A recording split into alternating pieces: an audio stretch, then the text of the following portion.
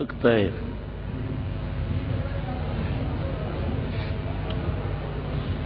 یہاں پر دو باتیں سمجھنی چاہیے۔ پہلی بات یہ ہے کہ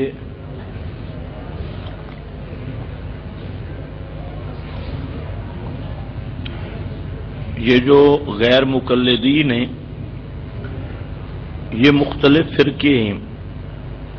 یہ قادیانی یہ بھی غیر مقلد ہے، اور فرقہ قادیانیہ یہ غیر مقلدوں کا فرقہ ہے، اور مرزا غلام احمد قادیانی اور اس کی پوری جماعت غیر مقلد ہے۔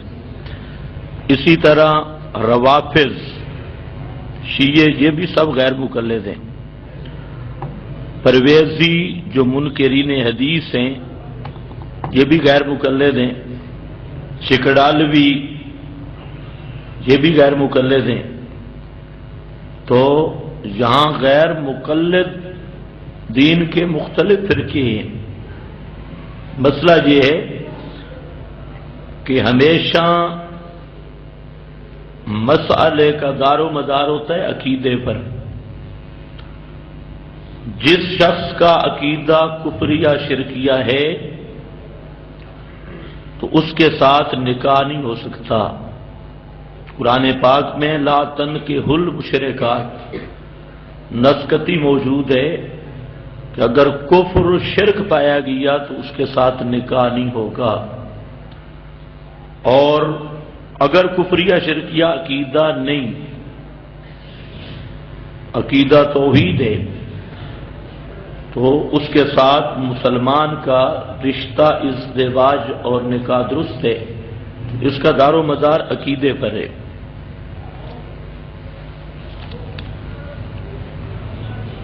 الیاس گھمن کہتا ہے تنہا روح نبی نہیں ہے، تنہا جسم نبی نہیں ہے، روح اور جسم ملے تب نبی بنتا ہے۔ جو تنہا روح کو نبی مانے وہ ختم نبوت کا منکر ہے۔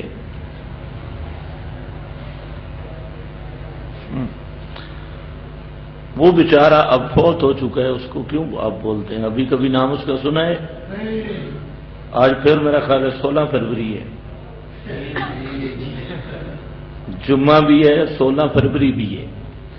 تو ایسے بھگوڑے کا نام لکھنے کی ضرورت نہیں ہے، جس کو اتنے سال غیرت نہیں آئی اور اب تک وہ گفتگو کے لیے تیار نہیں ہوا۔ اس کو بارہا کہا گیا، پہنچ کر کہا گیا، 52 مقام پہ مناظرے طے ہوئے اور وہ بھاگ گیا، اور سب کچھ کے باوجود تو ایسے بھگوڑے کا نام لکھنے کی ضرورت نہیں۔ باقی جہاں تک مسئلہ ہے کہ اس کی علویت کا، تو اس سے پوچھو وَإِذْ أَخَذَ اللَّهُ مِيثَاقَ النَّبِيِّينَ میں نبی کس کو کہا گیا ہے؟ جب اللہ نے میثاق لیا نبیوں سے، یہ میثاق کیا ہے؟ عالم ارواح کا ہے، جہاں نبیین کا اطلاق کس پہ ہوا؟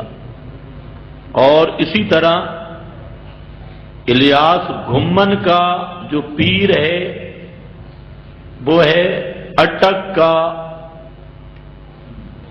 زاہد، پروفیسر زاہد الحسینی۔ وہ اس کی کتاب ہے، اس میں اس نے لکھا ہے با محمد با بکار۔ اس میں قاضی زید الحسینی نے لکھا ہے، اور گمن کی ساری پارٹی اس کو مانتی ہے۔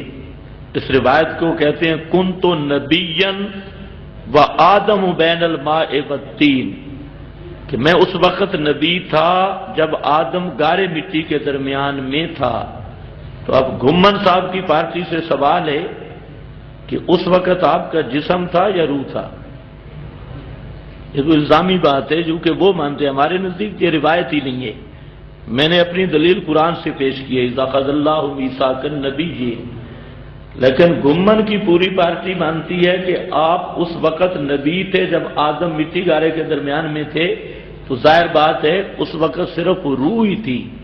تو روح کو نبی ماننے والا اگر ختم نبوت کا منکر ہے تو سب سے بڑا قادیانی زاہد الحسینی ہے۔ اور الیاس گھمن کے 50 اور دادے، انہوں نے بھی یہی بات لکھی ہے۔ تو یہ ایسے لوگ ہیں کہ یہ فتویٰ، ان کا فتویٰ ہوتا ہے گدھے کی لات۔ گدھا جب لات مارتا ہے وہ دیکھتا نہیں کدھر لگ رہی ہے، دیوار پہ لگے، مالک کو لگے، جدھر بھی لگے، تو ان کے فتوے ایسے ہیں۔ باقی جماعت المسلمین کی وضاحت کریں۔ جماعت المسلمین جو معروف جماعت ہے، یہ جماعت الکافرین ہے۔ یہ جماعت المسلمین نہیں، یہ جماعت المرتدین والکافرین ہے، اور ان میں اسلام کا کوئی رکن نہیں۔ ان کا یہ نظریہ ہے جماعت المسلمین کا کہ ان کے کیپٹن سے پہلے پوری امت کافر رہی ہے، اور کیپٹن جب ان کا پیدا ہوا تب سے اسلام شروع ہوا، اور کیپٹن کو امام ماننا یہ ایمان کی شرائط سے ہے۔ تو اصل کفر کی بنیاد یہی ہے کہ پوری امت کو کافر کہنا، صحابہ، تابعین، تبع تابعین، کیپٹن مسعود عثمانی اور یہ دوسرا بھی مسعود ہے، اس تک ساری امت کو کافر کہنا، تو پھر قرآن کس ذریعے ہم تک پہنچا ہے؟ یا سنت کے ذریعے پہنچی ہے؟ یہ سارے کافروں کے ذریعے سے پہنچی ہے۔ تو فقہا نے یہ مسئلہ لکھا ہے کہ اگر کوئی شخص پوری امت کو کافر کہتا ہے تو وہ خود کافر ہے، کیونکہ وہ پھر قرآن حدیث کی حیثیت کے منکر ہے۔ تو ان کے نمبر 2، یہ جو جماعت ہے مسلمین، آپ نے لکھا ہے مرتدین، تو یہ یہودیوں سے بدتر قرآن کے محرف ہیں۔ یہودی اتنی تعریف نہیں کرتے جتنا یہ جماعت الکافرین والے کرتے ہیں، اور آیات کے معنوں کو بگاڑتے ہیں۔ تو یہ اصل وجہ یہی ہے کہ تحریف اسی بنیاد پہ امت کی تکفیر بھی کرتے ہیں، اور قرآن پاک کے الفاظ اور معانی کو بگاڑتے ہیں۔ قرآن پاک کی کسی ایک آیت کا مطلب بھی غلط بیان کرنا یہ کفر ہے، یہ تحریف ہے، اور یہ 20 آیات کے محرف ہے۔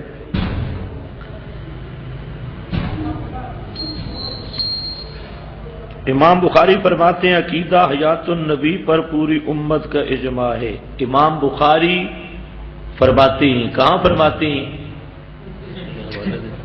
حدثنا باب الشیطان، کہاں فرماتے ہیں؟ امام بخاری نے بخاری میں 10 حدیثیں لائی ہیں جس میں یہ ثابت کیا ہے کہ رسول پاک صلی اللہ علیہ وسلم پر موت آئی، موت کے بعد آپ کا جسم میت ہے، اور آپ کی روح مبارک رفیق اعلیٰ جنت الفردوس میں موجود ہے۔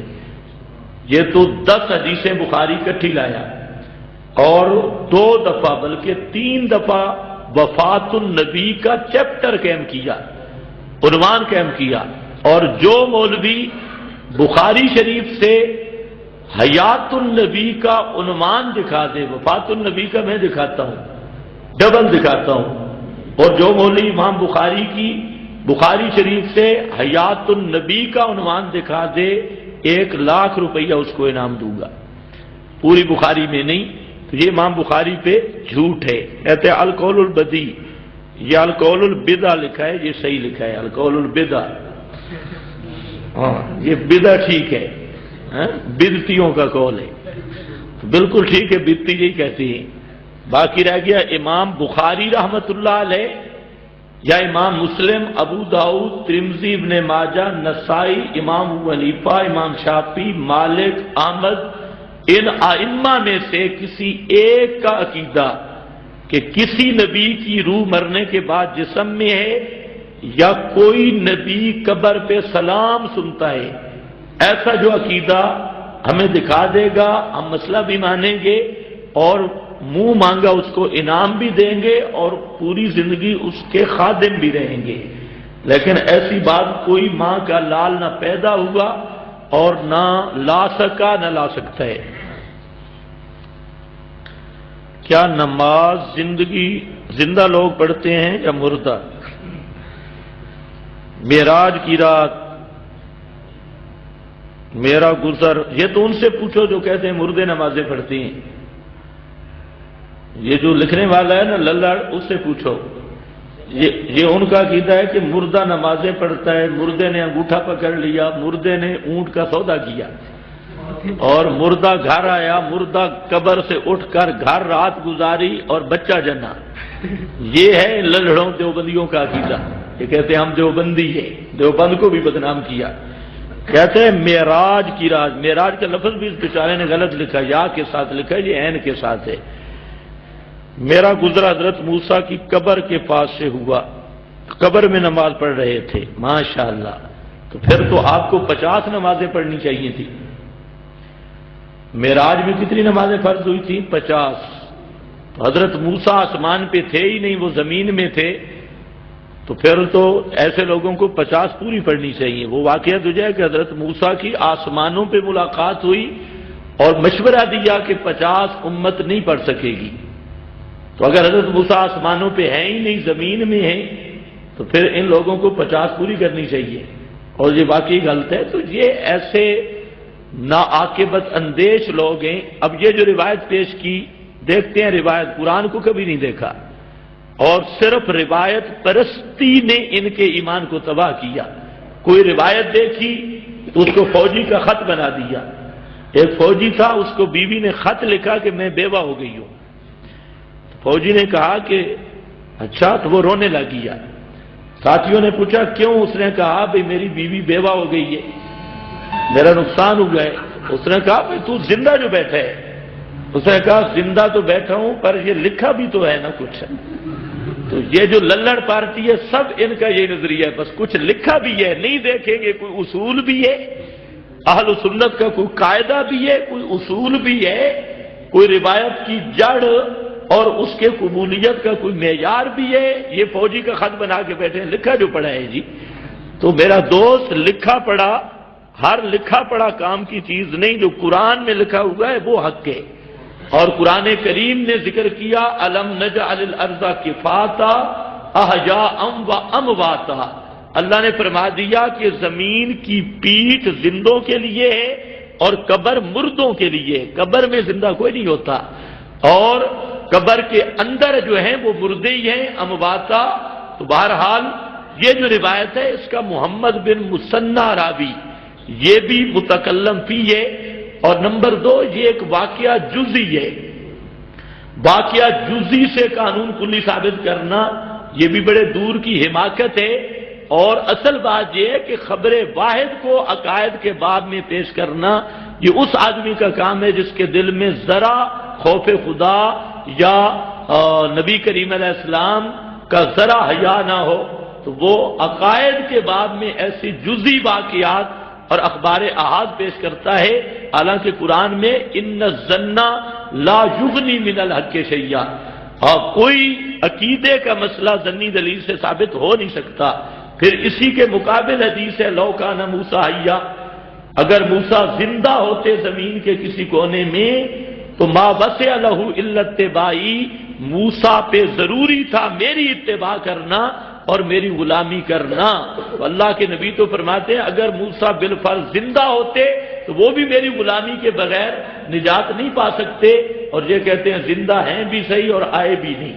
یہ بھی مزید بڑی بات، تمام انبیاء نے وعدہ کیا تھا کہ نبی آخر الزمان اگر آ جائے اور ان کی زندگی میں تو لَتُؤْمِنُنَّ بِهِ وَلَتَنْصُرُنَّهُ، ہر پیغمبر اس وعدے کا پابند تھا کہ وہ آئے گا، آپ کی نصرت بھی کرے گا اور آپ پر ایمان بھی لائے گا۔ تو ہم پوچھتے ہیں للڑ پارٹی سے حضرت موسیٰ بدر میں آئے، احد میں، حنین میں، کسی لڑائی میں آئے نصرت کے لیے؟ نہیں آئے، زندہ بھی تھے زمین میں اور پھر بھی نہیں آئے۔ تو کیا حضرت موسیٰ نے کالو اقررنا، وہ جو اللہ سے وعدہ پختہ قسموں والا کیا تھا، اس کا معاذ اللہ خلاف ورزی کی؟ تو یہ جو للڑ پارٹی ہے دراصل یہ عصمت الانبیاء کی بھی منکر ہے، اور اس طرح کی شاذ جزئی واقعات، اخبار احاد اور ان کے اپنے گپوٹیشن، اس سے عقیدہ نہیں ثابت ہوتا۔ عقیدہ ثابت ہوتا ہے قرآن سے یا پیغمبر کی حدیث متواتر سے، اس سے عقیدہ ثابت ہوتا ہے۔ اور قرآن کی 100 آیت اور 20 احادیث جن میں متواتر بھی ہیں، ان کا واضح مطلب یہی ہے کہ کسی نبی کی روح مرنے کے بعد اس کے جسم میں نہیں، اور مرنے کے بعد مرنے والا چاہے نبی ہو ولی ہو، اس کو دنیا کا کوئی ادراک نہیں اور دنیا کی چیزوں کا کوئی سما نہیں ہے۔ موت کی تعریف کریں، حیات کی بھی تعریف کریں، برزخ کی بھی تعریف کریں۔ میرا خیال ہے یہ تو آپ آ جائیں میرے ساتھ مکتبہ میں، یہ تعریفیں آپ کو ساری بتا دوں گا۔ تو موت کی تعریف ہمیں کرنے کی کیا ضرورت ہے؟ فَيُمْسِكُ الَّتِي قَضَىٰ عَلَيْهَا الْمَوْتَ، خود قرآن نے موت کی تعریف کی ہے، قرآن میں موت کی تعریف موجود ہے، اور اسی آیت کے تحت تمام مفسرین، اور دوسری آیت ہے سورۃ الملک میں خلق الموت والحیات، تو تمام مفسرین نے موت کا ایک ہی معنی کیا، انفقاق الروح عن الجسد ظاہرا و باطنا، روح کا جسم سے مکمل کرنٹ ختم ہو جانا، نکل جانا، ابانت الروح عن الجسد، انقطاع تعلق الروح عن الجسد۔ پھر کہتے ہیں حیات کی، یہ اصل میں یہ ماسٹر اکاڑوی صاحب کی شبل ہے، وہ کہتے ہیں جی حیات کی تعریف کرو، تو میں کہتا ہوں کس حیات کی، دنیاوی کی یا برزخی کی؟ حیات دنیاوی کی تعریف کروں یا برزخی کی؟ حیات برزخی کی تعریف بھی یہی ہے کہ روح بدن میں نہ ہو، جیسے شہیدوں کو اللہ نے زندہ کہا، اور وہ خود کہتے ہیں ان ترد ارواحنا فی اجسادنا، اور اسی طرح نسمۃ المومن طائر یعلق فی شجر الجنہ حتی یرجع اللہ الی جسدہ یوم القیامہ۔ تو برزخی حیات کا معنی یہ ہے، تعریف یہ ہے کہ روح کا بدن سے کرنٹ بھی نہ ہو، روح بدن میں ہو بھی نہیں، دنیاوی تعلق بھی نہیں، اور روح بدن کے اندر ہے بھی نہیں۔ اور دنیاوی حیات وہ ہے جس کی موت نقیض ہے، اور دنیاوی حیات کا معنی روح کا بدن کے ساتھ تصرف ہونا، اور موت کا معنی روح کا تصرف کا ختم ہو جانا۔ تو موت نقیض اور ضد ہے دنیاوی حیات کی، ابھی تک ان کو یہ بھی نہیں پتا۔ اور ایک ہے برزخ کی حیات، وہ موت کے ساتھ جمع ہوتی ہے، اس کے لیے تو موت شرط ہے، کیونکہ برزخی حیات میں بھی روح کا جسم سے تصرف نہیں، اور موت کا معنی بھی روح کا جسم کے ساتھ تصرف ختم ہو جائے، تو دونوں جمع ہو سکتی ہیں۔ تو حیات کا معنی جب آپ سے کوئی پوچھے تو آگے وضاحت بھی پوچھا کریں، کون سی حیات، دنیاوی یا برزخی؟ دنیاوی حیات کی تعریف یہی ہے کہ روح کا تصرف بدن کے ساتھ ہو، اور برزخی حیات کی تعریف یہی ہے جو قرآن حدیث میں موجود ہے کہ وہ موت کے ساتھ جمع ہو رہی ہے، اور جمع تب ہو رہی ہے کہ وہاں پر بھی ابانت الروح عن الجسد ہے، انقطاع تعلق الروح عن الجسد ہے، انفقاق الروح عن الجسد ہے۔ یہ تینوں چیزیں برزخی حیات میں بھی ہیں، موت میں بھی ہیں۔ تو موت کے ساتھ برزخی حیات جمع ہوتی ہے، اور دنیاوی حیات موت کے ساتھ جمع نہیں ہوتی، اس لیے کہ موت نام ہے انقطاع تعلق کا، اور دنیا کی حیات نام ہے تصرف روح کا بدن کے اندر، اس لیے یہ آپس میں نقیضیں ہیں۔ برزخ کی تعریف کریں، برزخ کی تعریف قرآن میں ہے، وَمِن وَرَائِهِمْ بَرْزَخٌ إِلَىٰ يَوْمِ يُبْعَثُونَ۔ اس کا معنی ذرا بیان القرآن سے دیکھ لینا۔ اللہ فرماتے ہیں کہ مرنے والا کہتا ہے رب ارجعون، اللہ میری روح کو واپس کر دے۔ جب آدمی مر رہا ہوتا ہے تو کہتا ہے بدکار آدمی، مشرک آدمی، وہ کہتا ہے ارجعون، اور وہ جو جمع تکرار کے لیے کہتا ہے ارجعنی ارجعنی ارجعنی، اللہ مجھے واپس کر دے واپس کر دے واپس کر دے۔ اللہ جواب دیتے ہیں کلا، اب تیری روح واپس آ سکتی نہیں، اب واپس نہیں آتی، وہ تو مضمون میرا رہ گیا، اندر جمعہ پہ آئے گا، اب روح واپس نہیں آتی۔ یہ کہہ کر اب کیا ہوگا، من ورائہم برزخ، حضرت تھانوی نے مانا کیا اب موت کی آڑ آ گئی، یہ مانا سمجھنے والا ہے، موت کی آڑ آ گئی، اور یہ آڑ کب تک رہے گی؟ زندہ ہونے کے دن تک، الی یوم یبعثون، قیامت یوم البعث تک۔ کیا معنی؟ کہ روح موت کی آڑ، موت نام تھا روح بدن سے بالکل یا جدا ہو جائے، یہی جدائی والی آڑ رہ گئی، اور یہ آڑ چلے گی قیامت کے دن تک، یعنی قیامت تک اب روح بدن میں آ سکتی نہیں۔ اور قرآن نے اسی کو کہا من ورائہم برزخ الی یوم یبعثون۔ شہید زندہ ہوتا ہے تو نبی کا درجہ شہید سے کم ہوتا ہے، اللہ تمہیں ہدایت دے۔ شہید زندہ ہوتا ہے لیکن کہاں؟ قبر میں۔ یہ تو قرآن و سنت کی واضح صریح نصوص یہ بتاتی ہے کہ شہید کی زندگی کا یہ معنی نہیں کہ اس کا جسم زندہ ہے یا اس زمین کے اندر زندہ ہے، شہید کی زندگی روحانی فی الجنہ ہے، اور مرنے کے بعد شہید کی روح جنت میں پہنچتی ہے، جنت کی لذات سے نفع اٹھاتی ہے، وہاں چرتی پھرتی ہے، کھاتی ہے، اور استدعا ہوتی ہے کہ اللہ ہماری روحوں کو جسموں میں واپس کر، اللہ ان کو واپس نہیں کرتے۔ تو اور قرآن پاک نے بھی ایک مقام پہ عند ربہم یرزقون، اپنے رب کے ہاں زندہ ہیں، رزق دیے جاتے ہیں، پھر ساتھ فرما دیا کی لدخل الجنہ، شہید کے بارے میں کہ وہ کیا ہے؟ الجنہ۔ جمعے کے بیان میں آپ نے سنا نفوس مطمئنہ کو کیا فرمایا جاتا ہے؟ فادخلی فی عبادی وادخلی جنتی۔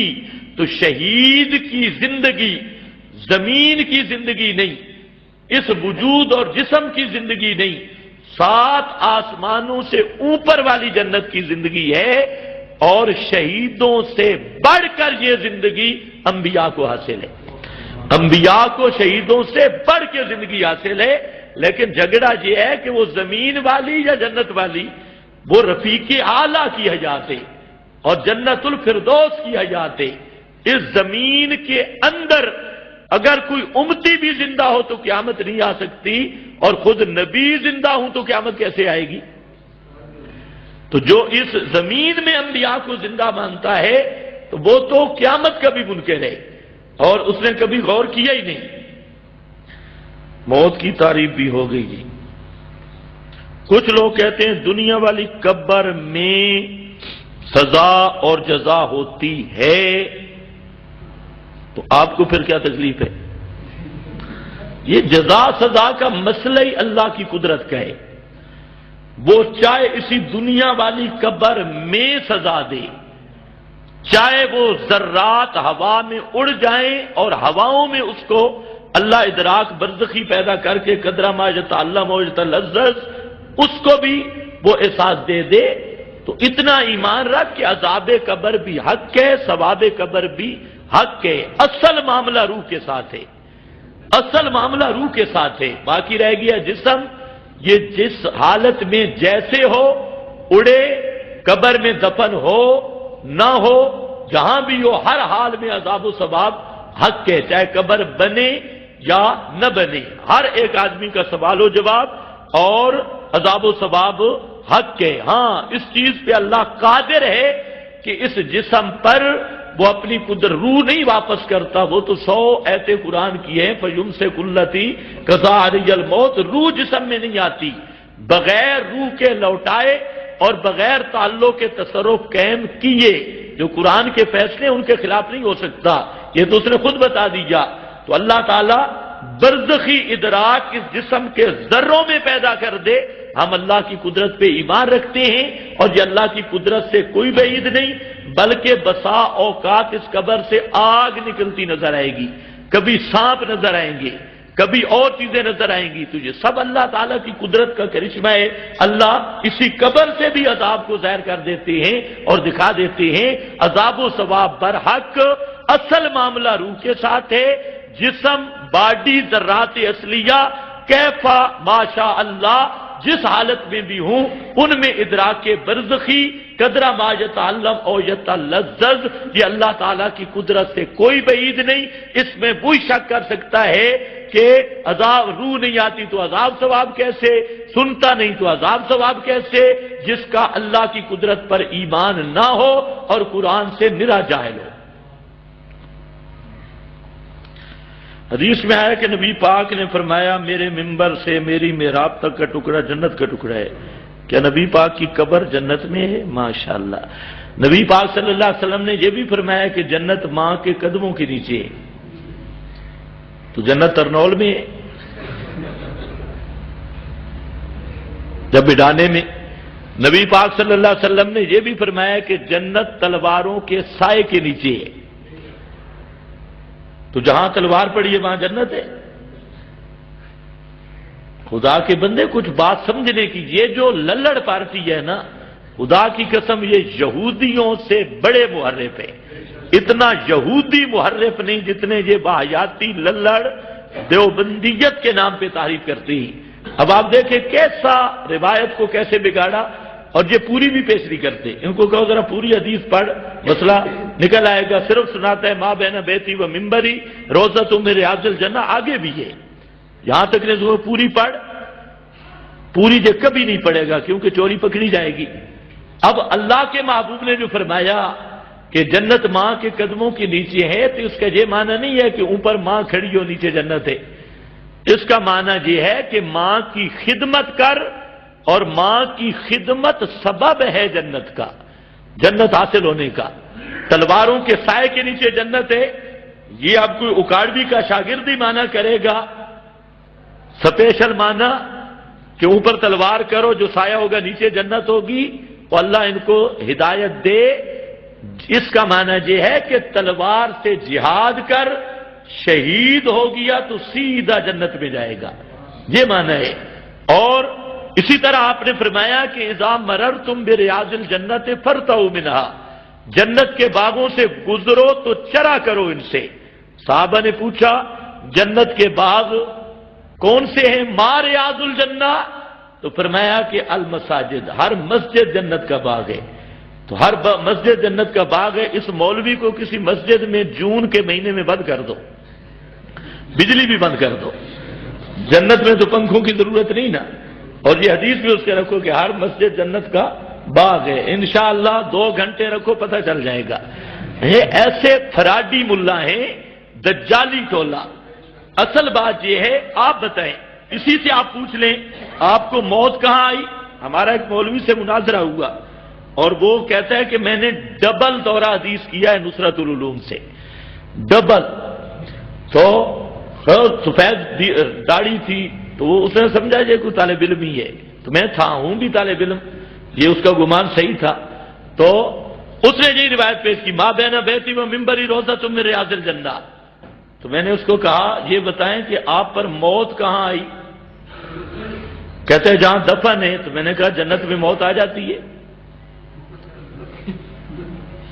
اگر یہ حقیقی جنت ہے تو جنت میں موت آتی ہے؟ اب بیچارہ پھنس گیا، تو کہتے اوپر جنت نہیں نیچے جنت ہے۔ سبحان اللہ، جہاں پیغمبر کے قدم لگتے رہے وہ جنت نہیں، اور نیچے جنت ہے۔ میں نے کہا اس پر کوئی حوالہ؟ تو چونکہ چنانچہ گویا، اگر ان کی دلیل ہوتی ہے نا ایک کک سے اڑ جاتی ہے، دلیلیں ایسے ہوتی ہیں مصنوعی۔ اب آپ ان سے پوچھیں کہ آپ کو موت کہاں آئی؟ جہاں دفن ہے تو جنت میں موت آتی ہے؟ اچھا، مسجد نبوی کا یہ ٹکڑا جہاں پر ہے جہاں مشرکین کا قبرستان ہے، بخاری میں حدیث ہے، قبروں کو برابر کر کے اوپر مسجد نبوی بنائی گئی جہاں پر، تو کیا وہ سارے مشرک جنت بھی ہیں؟ عجیب معاملہ ہے۔ اچھا، پھر جنت کے بارے میں اللہ نے فرمایا کہ جنت میں مشرک نہیں جا سکتا۔ اس ٹکڑے میں مشرک جاتے ہیں سبز پگڑیوں والے، اور خود اکاڑوی پارٹی یہ بھی مشرک ہیں، اور قادیانی، رافضی سارے اس ٹکڑے میں جاتے ہیں۔ قرآن کہتا ہے مشرک جنت میں سرا نہیں جا سکتا، جیسے سوئی کے ناکے سے اونٹ نہیں گزر سکتا۔ اب خدا کی خبر سچی ہے یا ان کی خبر سچی ہے؟ اگر اس کو حقیقی جنت قرار دیا جائے، تو یہ تو سری اللہ کے قرآن کی تکذیب ہے اور واضح کفر ہے، اس لیے اس کا معنی بھی سمجھو۔ محدثین نے معنی کیا، علامہ ابن حجر نے کیا، علامہ عینی نے کیا عمدۃ القاری میں، قسطلانی نے کیا، اور ابن بطال نے کیا، اور محدثین نے کیا، معنی اس کے 8 کیے، لیکن للڑوں والا معنی کسی نے بھی نہیں کیا۔ ان میں ایک معنی یہ کیا کہ جس طرح فرمایا جنت تلوار کے سائے کے نیچے ہے اور جنت ماں کے قدموں کے نیچے ہے، کیا معنی ماں کی خدمت سبب ہے جنت کا، اور تلواروں کے ساتھ جہاد ہے سبب ہے جنت کا۔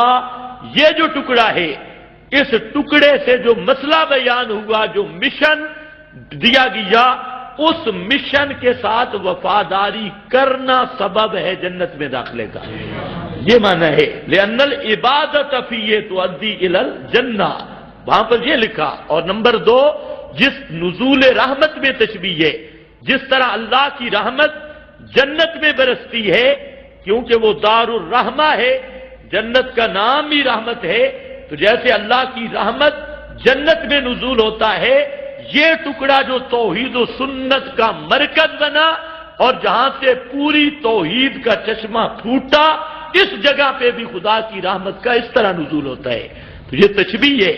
اور نمبر 3، تیسری توجیہ یہ بھی کی محدثین سب نے کہ جیسے فرمایا کہ ہر مسجد جنت کا باغ ہے، تو قیامت کے دن اللہ رب العزت ہر مسجد کے احاطہ کو، زمین کو اس زمین سے الگ کر کے جنت کی زمین کا حصہ بنا دیں گے، اور وہ جو ٹکڑا ہے اس کو بھی اللہ رب العزت پوری مسجد نبوی، آپ کی یہ مسجد جو بھی مسجد ہوگی، لیکن وہ مسجد موحدین کی ہو، مشرکین کی نہ ہو۔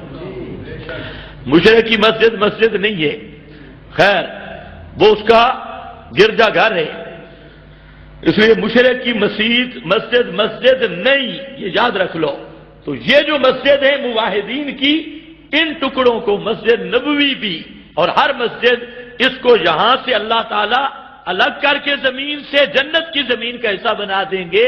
اور اس توجیہ تب پوری حدیث پڑھے تو توجیہ یہ بنتی ہے، آپ نے فرمایا وہ ممبری علی حوضی، میرا ممبر حوض کوثر پر ہے، تو کیا معنی اب حوض کوثر ہے مسجد نبوی میں، حوض کوثر ہوگا قیامت کے دن، تو مطلب یہ ہے کہ یہ ٹکڑا بھی یہاں سے جنت کی زمین کا حصہ بنا دیا جائے گا، اور میرا ممبر بھی حوض کوثر پر نصب کر دیا جائے گا، یہ معنی ہے حدیث کا۔ حدیث صحیح، لیکن حدیث کی تحریف کرنے والا بھی اسی طرح مجرم ہے جیسے حدیث کا انکار کرنے والا مجرم ہے۔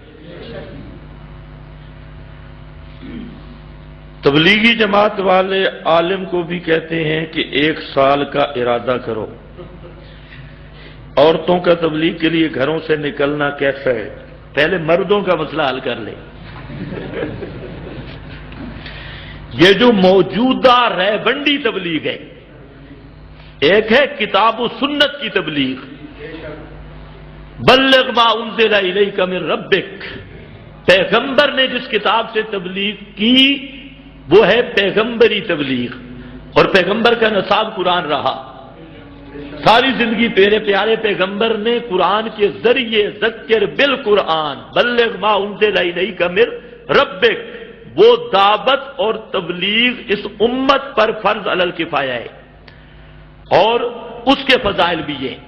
اور ایک ہے ریونڈی یا ملتانی دعوت، سبز پگڑیوں والی دعوت، انہوں نے بھی اپنی کتاب علیحدہ بنا دی فیضان سنت، انہوں نے فضائل اعمال، اور یہ جو ٹوکرے والی پگڑی والے ان کا اپنا نصاب ہے۔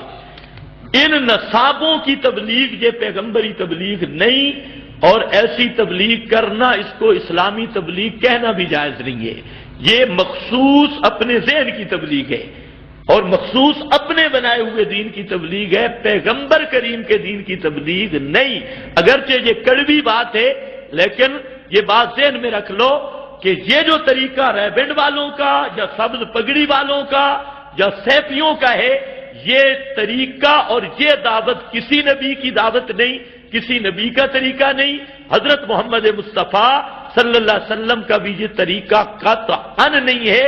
اس لیے ان کے ساتھ جانا یہ اپنے وقت مال جان پر ظلم کرنا ہے، اس میں شرعی طور پہ کوئی ثواب نہیں ہے، چاہے عورت جائے تو چاہے مرد جائے۔ حضرت قبر کی تعریف کریں،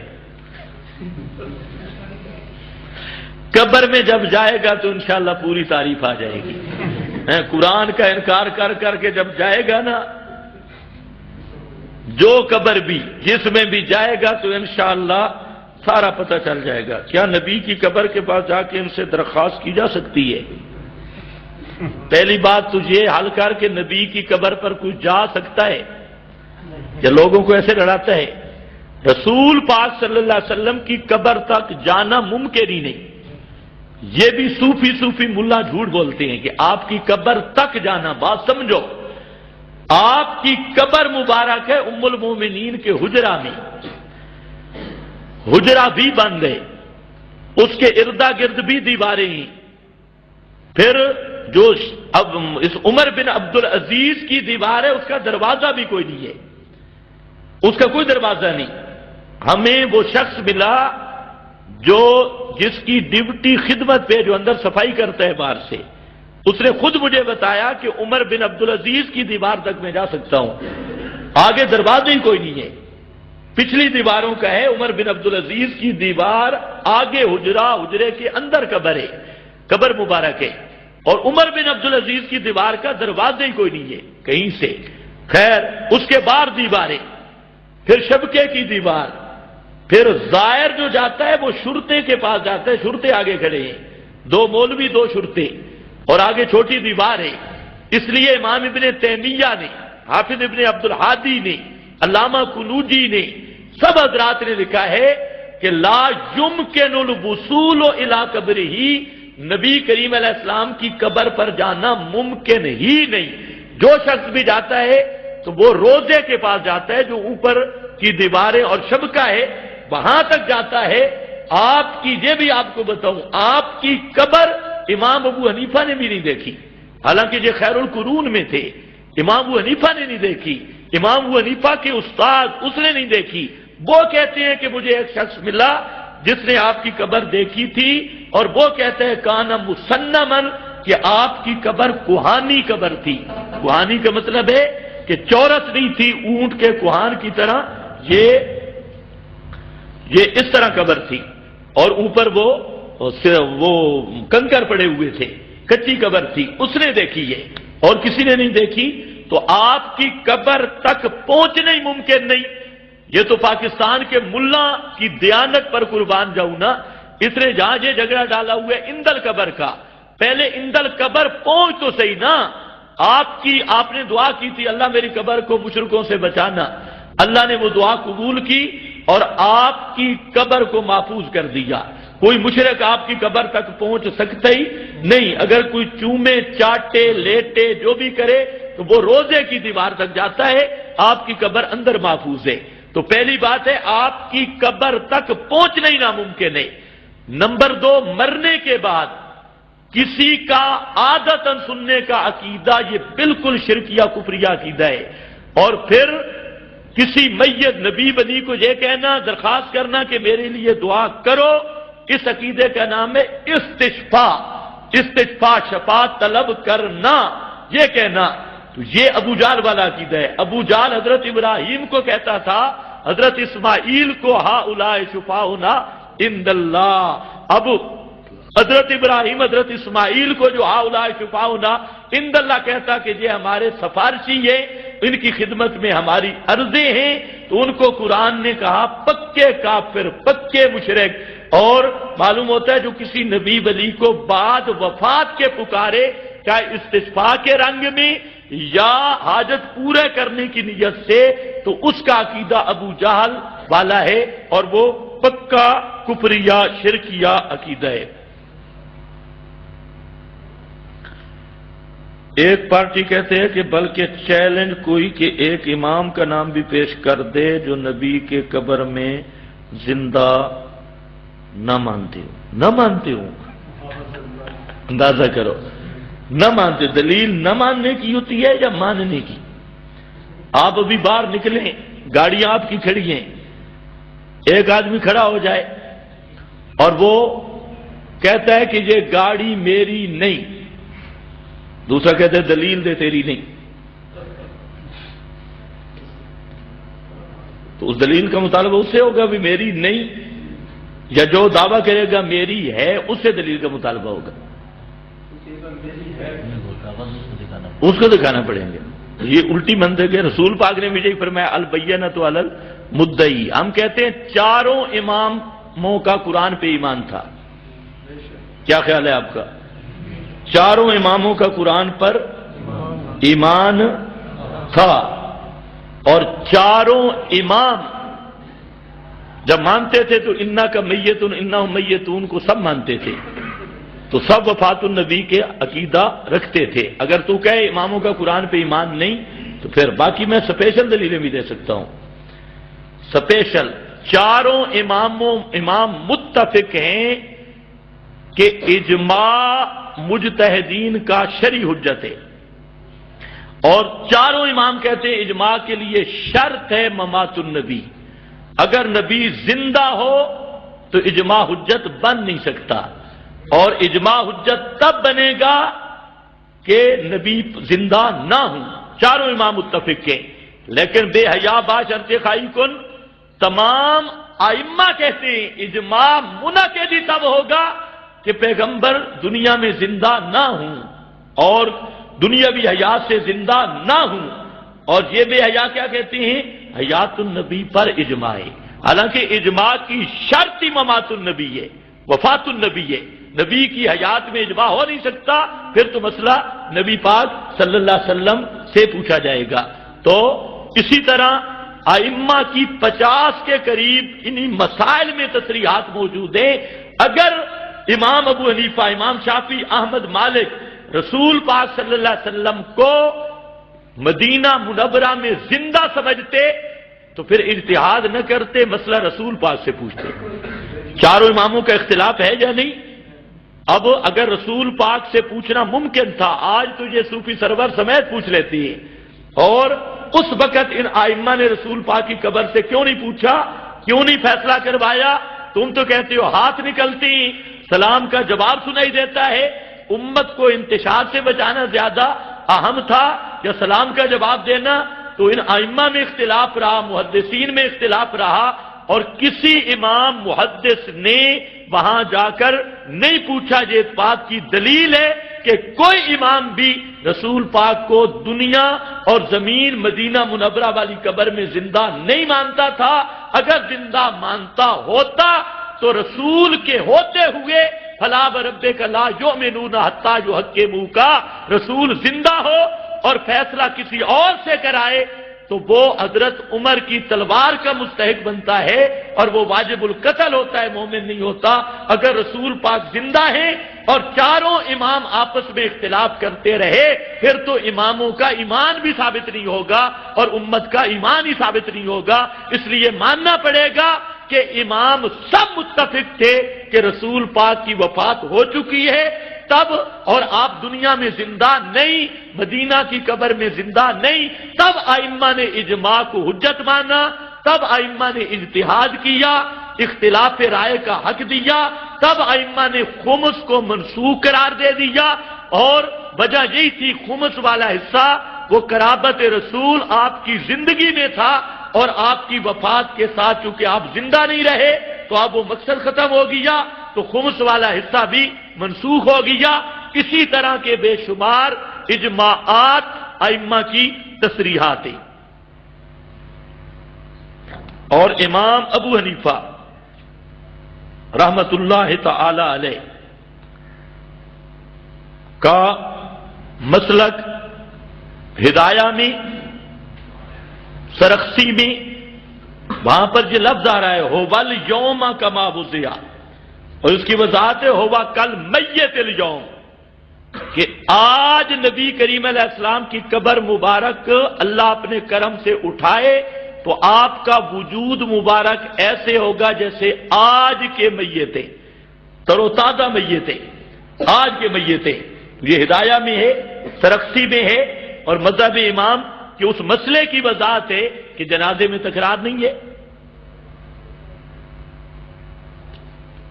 ایک پارٹی کہتے ہیں بلکہ ایک امام. حضور پاک کا جسم انصری اس وقت جنت کے مزے میں کیا ہے؟ آپ کا جسد انصری مبارک مقدس مدینہ کی قبر میں مدفون ہے، اور اصل متمتع باللذات وہ روح مبارک ہے. حیاتی کتنی وجہ سے اعتقادی بتتی ہیں، اس کے لیے مستقل نشست ہی رکھیں گے. پھر تبلیغی حضرات قرآن کی آیات اور احادیث مبارکہ جو جہاد کے بارے میں ہیں وہ تبلیغ پر فٹ کرتے ہیں. اس کا کیا حکم ہے؟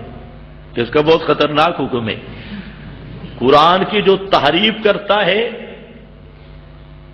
تو تحریف قرآن کفر ہے، چاہے مصداق بدلے، معنی بدلے، مراد بدلے. تو یہ ہمارے ان حضرات میں اور بھی بہت خرابیاں آ گئی ہیں. اب جتنا جہاد کا مٹیریل ہے سارا فٹ کر دیتے ہیں اپنی چلہ، سال، 4 مہینے. ان سے پوچھو کسی صحابی نے چلہ لگایا؟ 4 مہینے، سال اندرون، سال بیرون. لوگوں کو کیا کہتے ہیں؟ جی یہ نبی کا صحابہ والا کام ہے. ان سے پوچھو خدا کے لیے کسی تبلیغی سے 3 طلاقیں اٹھواؤ، ہو مولوی عام اٹھا دے گا، مولوی ہو، اس سے پوچھو خدا کے لیے بتا کہ کس صحابی نے چلہ لگایا 4 مہینے. آگے سے کہتے ہیں انہوں نے تو پوری زندگی دی ہوئی تھی. کس کے لیے دی ہوئی تھی؟ جہاد کے لیے. اور تم نے رائے ونڈ میں اتنا رش ہے، اگر یہ رائے ونڈ والے اسلام آباد کے ارد گرد اکٹھے ہو کر پیشاب بھی کریں نا پورا اسلام آباد ڈوب جائے گا. یہ دھمکی دے دیں کہ ہم اس وقت تک بیٹھے ہیں جب تک شریعت نافذ نہیں ہوتی. کبھی رائے ونڈ میں خلافت کی بات ہوئی ہے؟ کسی نے سنی ہو؟ نفاذ شریعت کی بات ہوئی ہو کہ شریعت نافذ ہونی چاہیے، حدود اسلام کی بات ہوئی ہو؟ کبھی نہ. وہ تو کہتے ہیں ابھی تک ہم مسلمان ہی نہیں. رائے ونڈ میں ہم نے جو تقریریں سنی ہیں بڑے بڑے بزرگوں کی، کہتے ہیں کہ ہمارا بھی ایمان کچا ہے. اور وہ تو کہہ رہا تھا ابھی تک ہمارا ایمان یہودیوں جتنا بنا ہے اور ہمیں بنی اسرائیل کی طرف جانا ہوگا، یہ کہہ رہا تھا. تو ہم کہتے ہیں کوئی نمونہ تو پیش کرو خدا کے بندے. اتنا عرصہ تم نے گاڑیوں پہ بھی رش کیا، شہروں میں بھی رش، بسترے اٹھائے ہوئے، لوٹے اٹھائے ہوئے، ہر جگہ پہ رش ہے، لیکن 313 کا بھی ابھی ایمان نہیں بنا. 313 کہتے ہیں جب 313 کا ایمان بنا تو ہم انشاءاللہ جہاد کا اعلان کر دیں گے.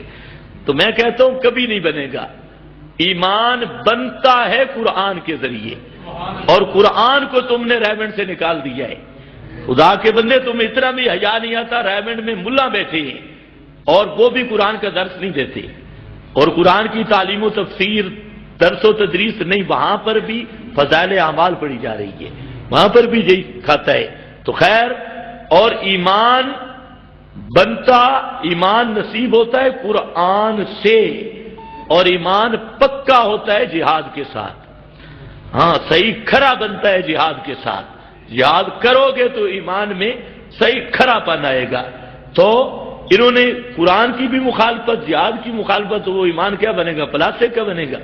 کہتے ایمان بڑھ رہا ہے اتنا سارا نظام. تو اس لیے ہماری ضد نہیں، ہم کہتے ہیں کہ پیغمبری نیڈ پہ دعوت دو. جو پیغمبر کا نصاب تھا اس کو نہ چھوڑو.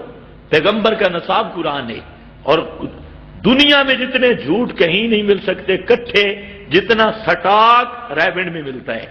پتہ نہیں اس جھوٹ میں رکھا کیا ہے. بس عورتیں اور مرد کٹھے نماز جنازہ، ہاں وہ آج رہ گئی نا. آج میں تھوڑا سا تھا بیمار، وہ تو جمعہ میرا رہ گیا. وہ جو محترمہ مرتدہ زندیقہ، اصلی زندیقہ، آسماں لعینہ ملعونہ، قادیانی نہ بھی ہو، پکی مرتدہ تھی، پکی. ہاں مفولت الشیطان اور المرتدہ الزندیقہ. تو چلو انشاءاللہ آئندہ جمعہ پر میں اس کی سیرت تھوڑی بیان کروں گا. یہ تو آج بالکل ہی مجھ سے رہ گئی. تو وہ تو آسماں جہانگیر تو انٹرنیشنل مرتد تھی. اور پھر آپ اندازہ کریں درخت پھل سے پہچانا جاتا ہے. اس کا جنازہ کس نے پڑھایا؟ ابو الاعلیٰ کے بیٹے نے. کس نے پڑھا؟ ابو الاعلیٰ سید مودودی سید مودودی. اس نے جنازہ بھی پڑھا دیا. یہ بھی کہ اور وہ جو آسمہ ہے وہ کہتی ہے میرا مذہب ہی کوئی نہیں ہے، کوئی مذہب نہیں، اور یہ جماعت اسلامی والوں کا بھی کوئی مذہب نہیں، جنس کو جنس ٹکریے. یہ بھی کہتے ہیں شیعہ بھی ہمارا رکن بن جائے، مشرک بن جائے، گھوڑا پرست بن جائے، کوئی ہندو بن جائے، ہماری جماعت میں سارے داخل ہو سکتے ہیں، کیونکہ مشن مذہب کوئی نہیں. تو لا مذہب کا جنازہ لا مذہب. اور جو پیچھے پڑھنے والی اولیاء اللہ کی جماعت تھی وہ بھی جنازہ دیکھے، ساری زنانیاں پہلے اور زنانیاں بھی. وہ خیر بہرحال یہ آج رہ گیا، زندگی رہی تو آئندہ جمعہ اسی پر میں وضاحت کر دوں گا انشاءاللہ. وآخر دعوانا